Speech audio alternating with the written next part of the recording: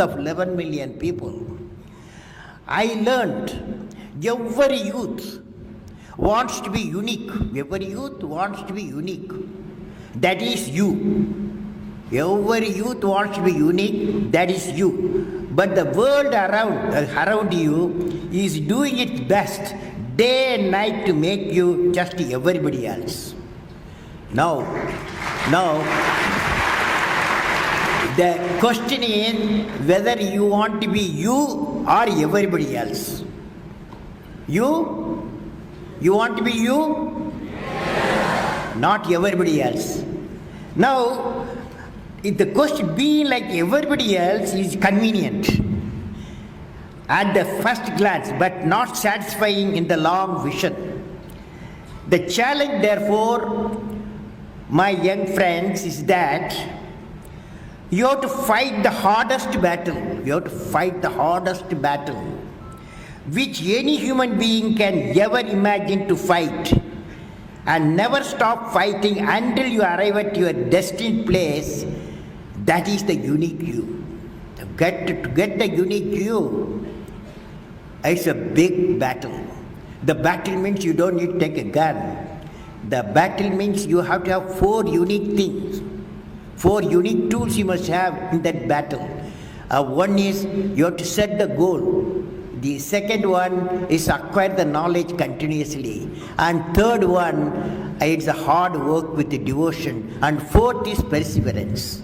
These are the tools you have to, for the battle you have to wage. For that, if you have these 4 tools, definitely you will become a unique you. My best wishes to all of you. Now, being unique will require also excellence. Let us understand what is the excellence in more detail. Excellence is self-imposed, a self-directed lifelong process. Excellence is not by accident. It's a process where an individual, organization, or nation continuously strives to better oneself. The performance standards are set by themselves. They work on their dreams with focus and are prepared to take the calculated risk and do not get deterred by failures as they move towards their dreams. Then they step up their dreams as they tend to reach the original targets. They strive to work to their potential. In the process, they increase their performance, thereby multiplying further their potential, and this is an unending life cycle phenomena. They are not in competition with anyone else but themselves, and that is the culture of excellence. Let me share an important experience from the life of the father of the nation. To learn and through 79 years of now, I am in the 80th orbit around the sun. You know what it means, 80th orbit around the sun. Through 79 years of my life, I have been a part of pre-independent India, jubilation of independence, and the post-independence era. Let me recall one incident which took place on the eve of Indian independence. At that time, I was the high school boy. At the stroke of midnight of 15 August 1947, the first Prime Minister of India, Pandit Jawaharlal Nehru, was declaring the independence to 300 million Indians from foreign rule. At that time, 300. There was a rejoicing all around the country. At that time, there was a sudden question from stray corner. Where is the father of the nation, Mahatma Gandhi? He was not there for flag hoisting. That too, independence father of the nation was not there. To the surprise of the entire audience, Mahatma Gandhi was in Bengal, West Bengal, wiping the tears of those who were affected due to the social disharmony. Mahatma Gandhi's diary records his advice to a group of students who came to meet him in Calcutta on that day. The advice goes, quote, students ought to think and think well. They should do not wrong. Students should do everything to build up a new state of India, which would be everybody else's pride. This is what Father of the Nation wanted from all of you. These actions of the champion of nonviolence at the time of independence made me feel proud by being led an inspirational leader. When there's a jubilation in Red Fort, he was the leader who was where the pain was. Friends, while in the company of many young inspired students of IIT Madras, I have given you that's the evolution of a unique you. I would like to give my perspective on the topic, evolution of unique you. Friends, let me talk about what type of world in the present century you will witness, that is 21st century. Let us jointly work out with the interaction.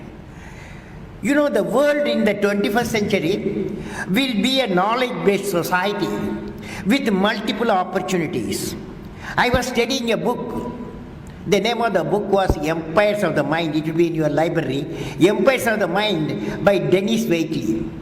This book gives what type of new world which we are facing now. What was yesterday and what is today.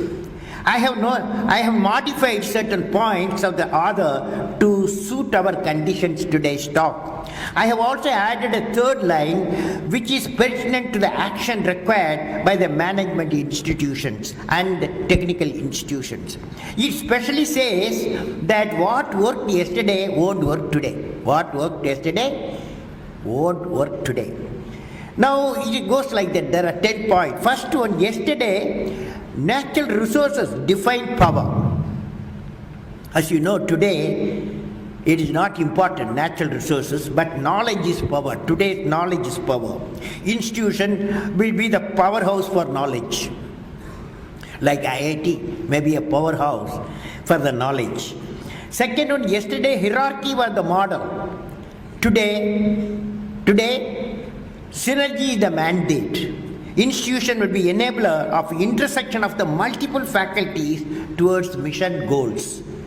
Yesterday, third point, yesterday leaders commanded and controlled. They were commanders. Leaders were commanders. Technical or administrative or managerial or industrial.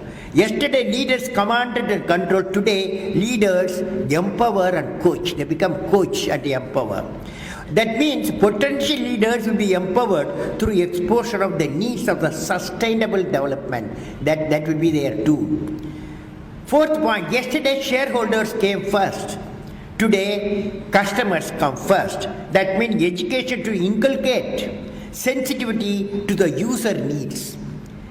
Yesterday employees took order. Today teams make decisions. Institution can inject the team spirit. Yesterday, seniority signifies status. Everything about seniority. Today, creativity drives status. Creativity, whoever creative, he takes over the organization and the nation. Creativity drives the status. Institution is the breeding environment for creativity. Yesterday, production determined the availability. Today, competitiveness is the key. Competitiveness powered by research, and the university or like IIT has to have the motto of teaching, research, teaching. Teaching, research, teaching. Best teaching comes out of a best research. Best research comes out of best teaching. Now yesterday value was extra. Today value is everything. Value-based education has to be introduced as a part of the curriculum at least for 1 hour every week, even technical institutions. Yesterday, everyone was a competitor. Today, everyone is a customer. And yesterday, during education, industrial and entrepreneurship training is essential. Last point, yesterday, profits were earned through expediency. Today, work with integrity and succeeded with integrity. Now, friends, will you repeat with me what I am saying? Will you repeat? Yes? I will